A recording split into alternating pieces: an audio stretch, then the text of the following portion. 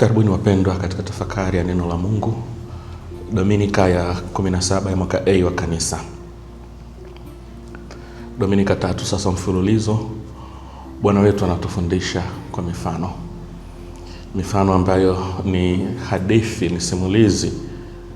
Tungeweza kusema la kutunga, lakini linaloelezea ukweli.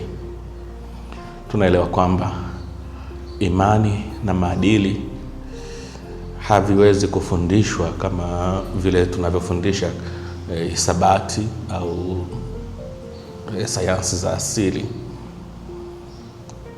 Maisha ni fumbo. Maisha ya kimaadili, maisha ya kiimani ni fumbo ambalo linahitaji simulizi kama hizi za Bwana wetu, zinazotusaidia sisi wenyewe kujitazama, kujifunza uhusika wetu katika masimulizi haya. Bwana angekuwa amekuja kufundisha kanuni fulani, basi angeweza kutumia formula za kibinadamu tunazozielewa, lakini anatoa masimulizi tofauti kuelezea kitu kile kile kusudi mimi na wewe tuweze kujitazama.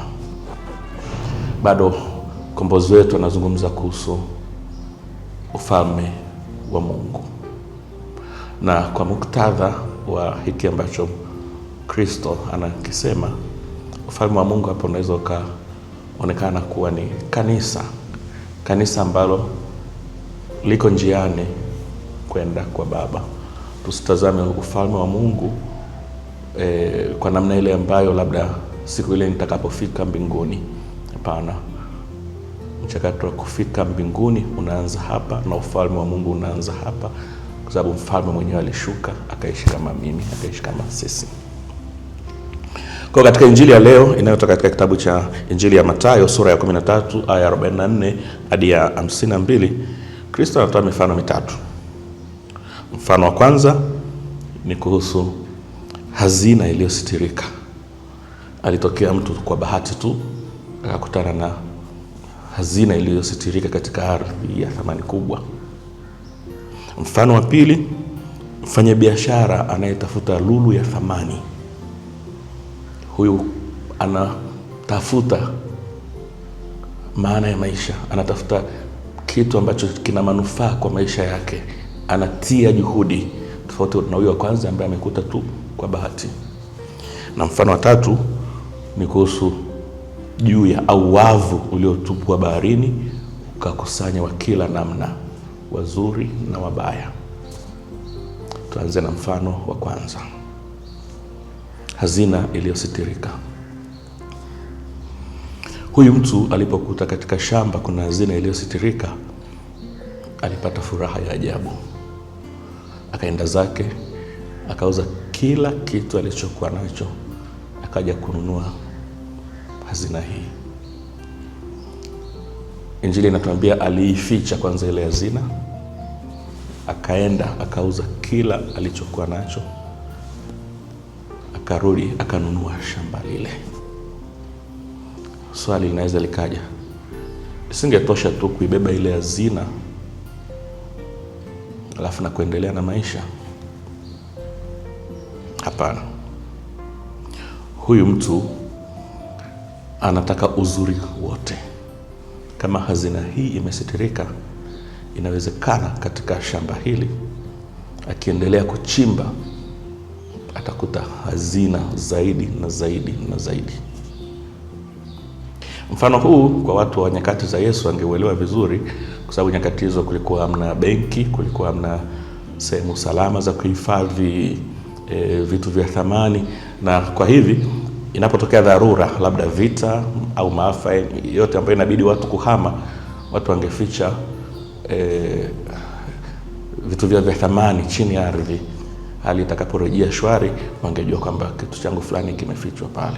Kwa hiyo huyu mtu aliona kwamba afadhali nichukue eneo lote, nivipate na vingine ambavyo huenda vimehifadhiwa hapa. Kwa hiyo anauza kila kitu. Tukikumbuka huu ni mfano wa kiroho, swali la kwanza ambalo linapaswa, au swali la mwanzoni ambalo linapaswa kutujia sasa hivi, je, ni lini nilimsikia Mungu, nilimsikia Kristo anasema nami kwa ajili ya wokovu wangu, na nikaacha vyote ambavyo vinazuia wokovu kusudi nisipoteze thamani hii kubwa, wokovu. Ni mara ngapi nimeendelea kung'ang'ania vile ambavyo vinaweka pazia mbele ya macho yangu ya kumkazia Bwana macho, kumtazama Mwokozi ambaye ni wa thamani kuliko vyote. Kwa hiyo mtu huyu atufundishe jambo hili. Tunapoona linalohusu wokovu wa roho yangu, hakuna kingine kinachopaswa kubaki. Kweli tunaishi duniani na tunayahitaji ya dunia, lakini haya ya dunia yasiwe kikwazo cha mimi kupata wokovu.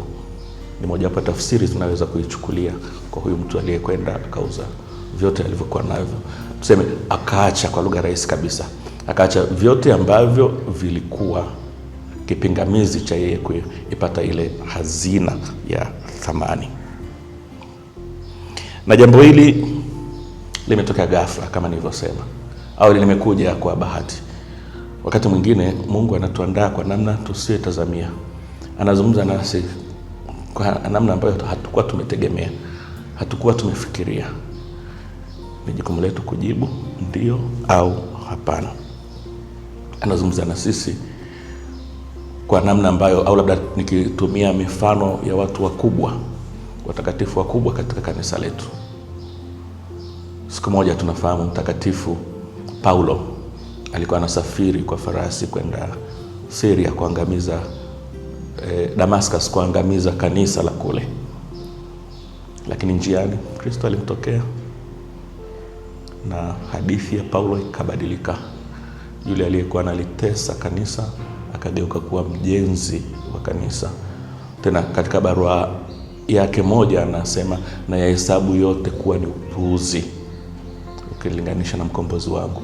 Akaacha yote kama huyu mtu ambaye amekutana na lulu ya thamani. Hakupoteza muda, akaacha yote, akaona ni upuuzi.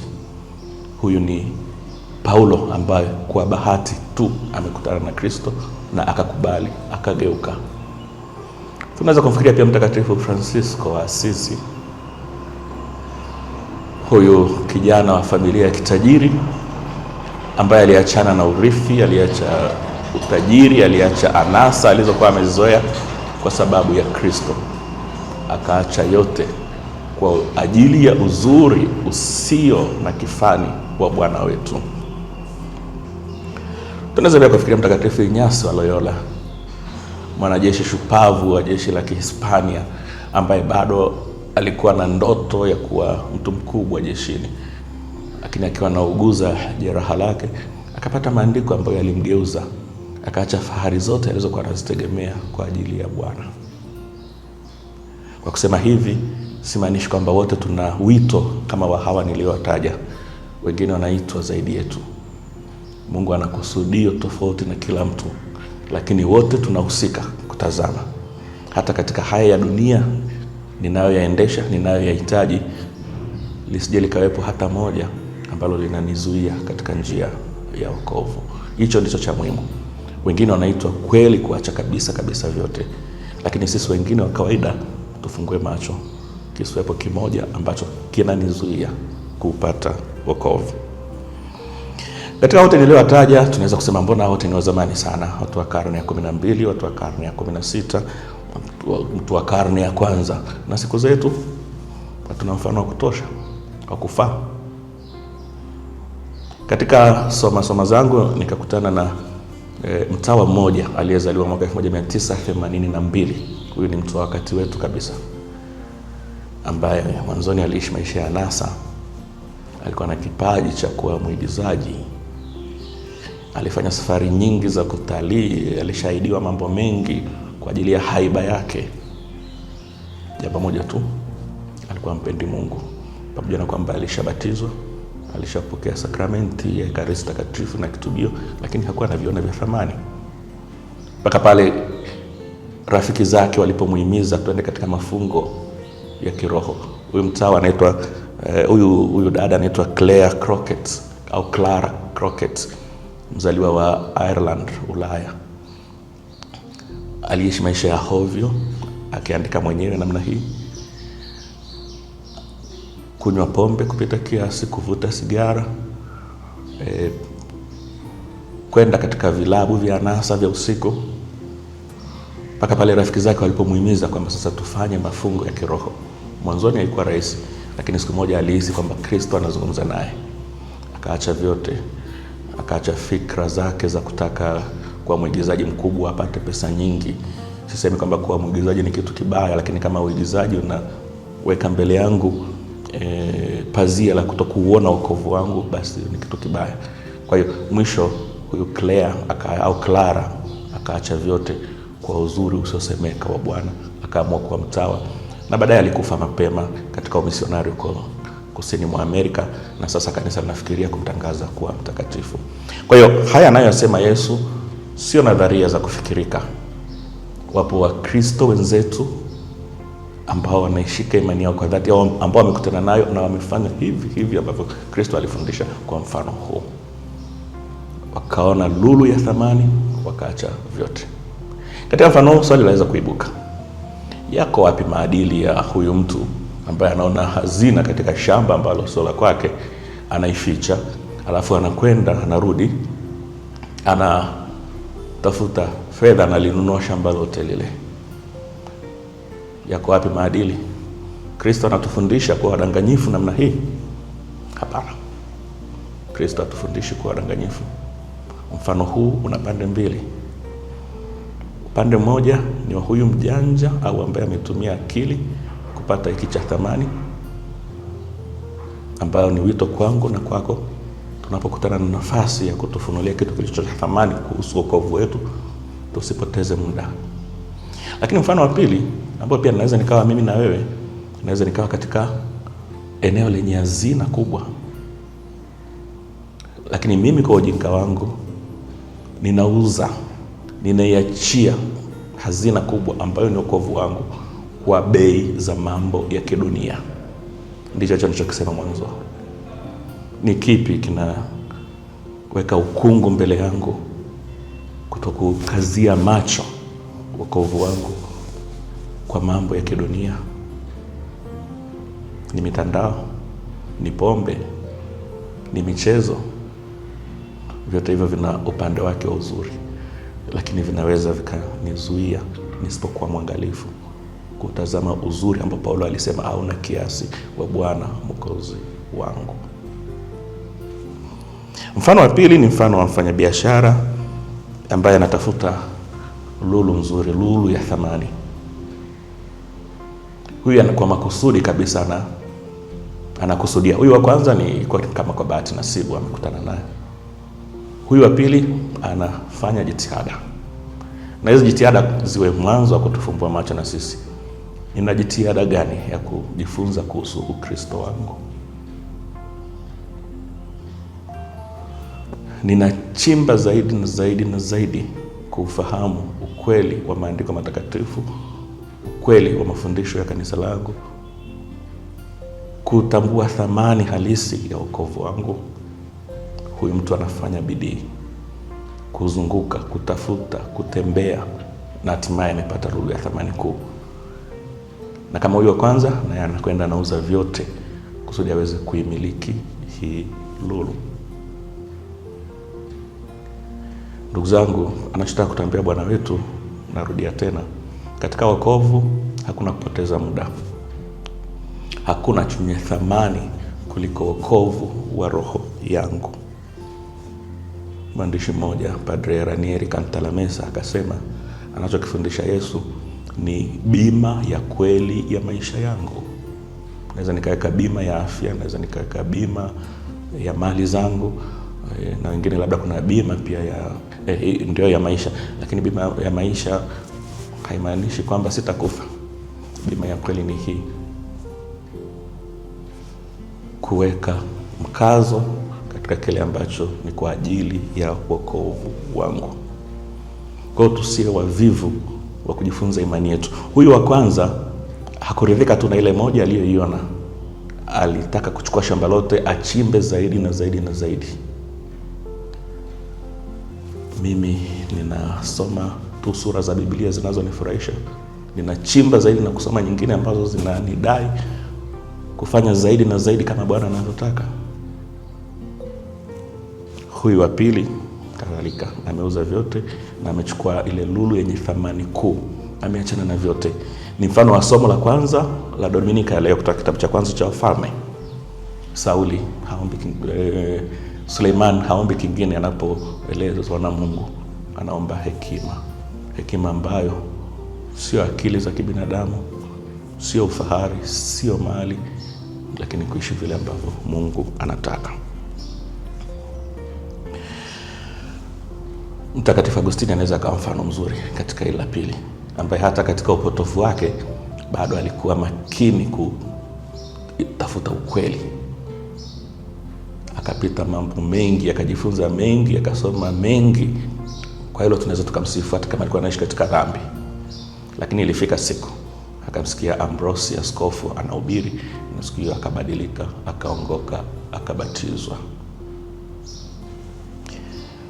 Sisi tumebatizwa tukiwa wadogo bila shaka wengi wetu. Lakini bado safari ya kutafuta wokovu lazima iendelee, na sauti ya kumsikiliza Mungu lazima iendelee. Na mfano wa tatu ni kuhusu juu lililotupwa baharini, wavu uliotupwa baharini ukakusanya vibaya na vizuri. Vilivyoletwa pwani basi vikachambuliwa, vya kufaa vikahifadhiwa, vingine vikateketezwa. Ieleweke kwamba kwa uelewa wa Mashariki ya Kati ya wakati wa Yesu, bahari ilikuwa ni makao ya waovu.